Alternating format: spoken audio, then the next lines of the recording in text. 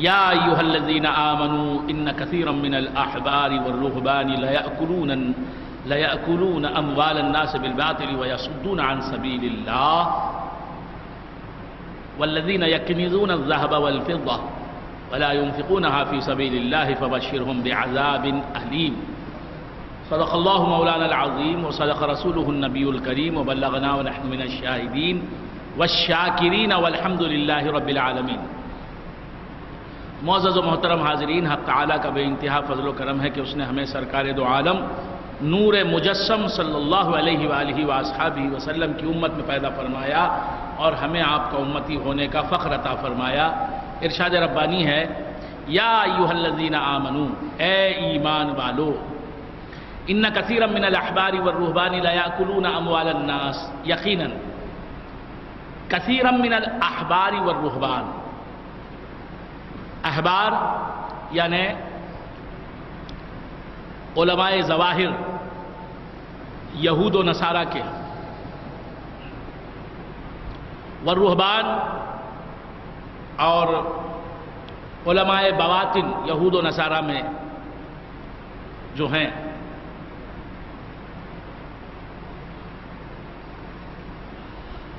لیاکلون اموال الناس، وہ لوگوں کے مال کھا لیتے ہیں، استعمال کر لیتے ہیں، اپنے تصرف میں لا لیتے ہیں، بالباطل، ناجائز طریقے پر. میں نے آپ کو 1000 روپیہ تحفتاً دیا، آپ اسے استعمال کر سکتے ہیں.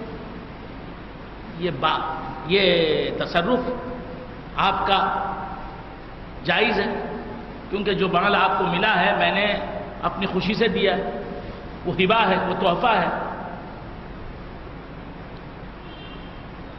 آپ نے کمایا 1000 روپیہ جائز ذریعے سے، اسے آپ اپنے تصرف میں لا رہے ہیں، استعمال کر رہے ہیں، یہ جائز ہے. یہ کھانا بالباطل نہیں ہے، ناجائز طریقے سے کھانا نہیں ہے، جائز طریقے سے کھانا ہے. یا آپ کے والد، کسی کے والد انتقال کر گئے، ان کا ورثہ ملا، ان کا ترکہ ملا، وہ کھا رہا ہے وارث، یہ جائز ہے. لیکن بالباطل کھانا کیا ہے؟ ناجائز ذریعے سے کھانا، ناجائز طریقے پر کھانا.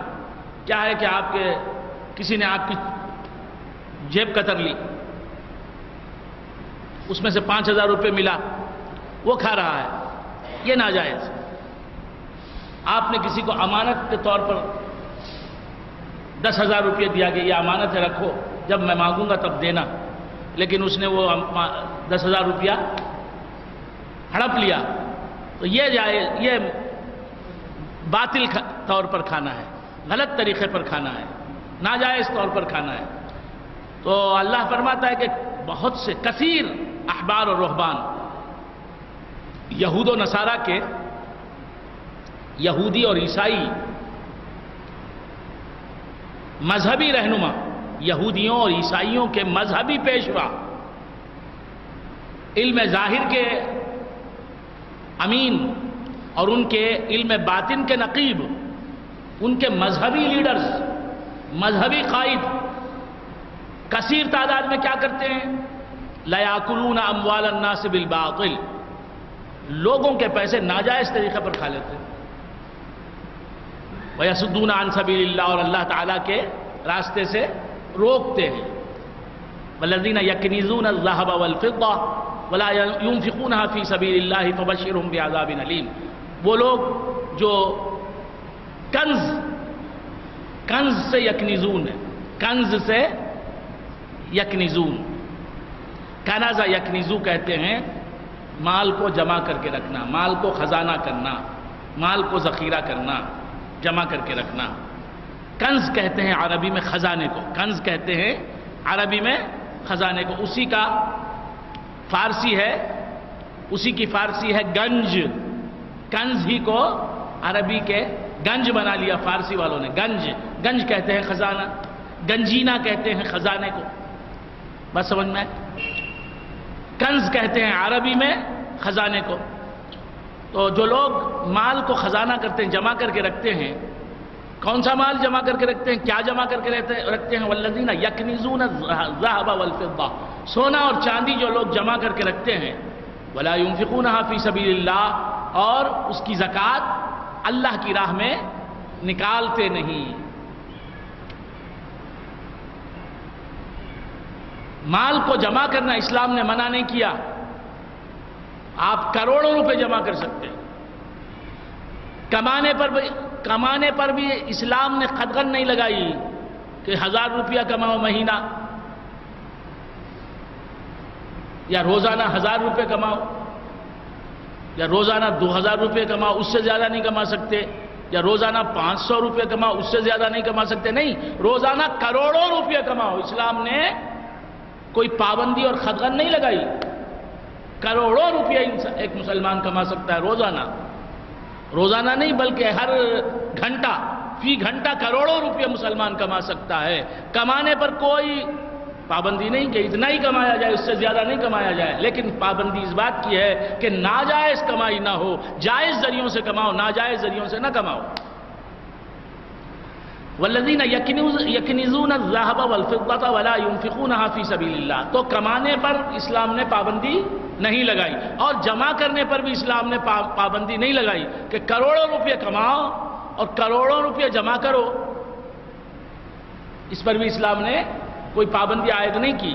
لیکن یہ ہے کہ اتنا مال سال بھر تمہارے پاس رہے، زکوٰۃ جس مقدار پر مال کی، جس مقدار کے مال پر، جتنے مال پر زکوٰۃ بنتی ہے، اگر اتنا مال سال بھر تمہارے پاس جمع ہو کے رہے تو اس میں کا 40واں حصہ تمہیں نکالنا ہے۔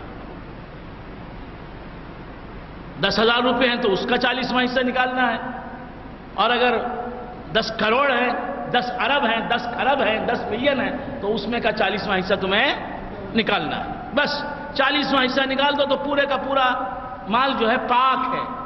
زکوٰۃ جو ہے وہ مال کا میل ہے، زکوٰۃ مال کی گندگی ہے۔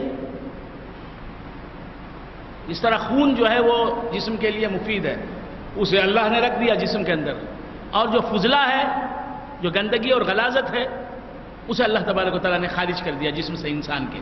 بات سمجھ میں آ رہی ہے؟ اسی طرح مال اچھی چیز ہے، پاک چیز ہے، اسے رکھ دو۔ جب مال کی گندگی ہے وہ زکوٰۃ، وہ 40واں حصہ ہے مال کا، جمع شدہ مال کا 40واں حصہ جو ہے وہ مال کی گندگی ہے۔ اگر وہ مال میں رہے گا تو پورے کا پورا مال گندا ہے، لہٰذا اس گندگی کو نکال دو گے تو پورے کا پورا مال پاک ہو جائے گا۔ زکوٰۃ کہتے ہیں پاک کرنے کو۔ تو 40واں حصہ جو ہوتا ہے وہ مال کا میل ہوتا ہے، گندگی ہوتی ہے، غلاظت ہوتی ہے، اسی لیے وہ گندگی سادات کرام جو اعلیٰ ذات ہے مسلمانوں کی، اسے کھانے کی اجازت نہیں۔ مال کا میل ہے، وہ مال کا میل ہے، اسی لیے سادات کرام اور بنو ہاشم جو ہیں ان کو وہ مال کا میل کھانے کی اجازت نہیں، بلکہ سادات کرام تو سادات کرام ہیں، ان سے کم درجہ ہیں بنو ہاشم جن کو کہتے ہیں۔ ہر بنو ہاشم سید نہیں ہوتا، ہر ہاشمی، بنو ہاشم یعنی ہاشمی گھرانے سے تعلق رکھنے والا، قبیلہ بنو ہاشم سے تعلق رکھنے والا ہر فرد سید نہیں ہوتا، لیکن ہر سید بنو ہاشم ہوتا ہے۔ ہاں، ہر سید ہاشمی ہوگا، ہاں، لیکن ہر ہاشمی سید نہیں ہوگا۔ اسی طرح ہر سید قریشی ہوگا، لیکن ہر قریشی ہاشمی نہیں ہوگا، ہر ہاشمی قریشی ہوگا، ہر ہاشمی سید نہیں ہوگا۔ سوچو، ہر ہاشمی سید نہیں ہوگا، لیکن ہر سید ہاشمی بھی ہوگا اور پھر قریشی بھی ہوگا۔ بات سمجھ میں؟ ہر سید جو ہے وہ مکی بھی ہوگا، مدنی بھی ہوگا۔ ہاں، تو سادات کرام کو جب دیکھو تو یہ سمجھ کے دیکھو کہ یہ سید ہیں،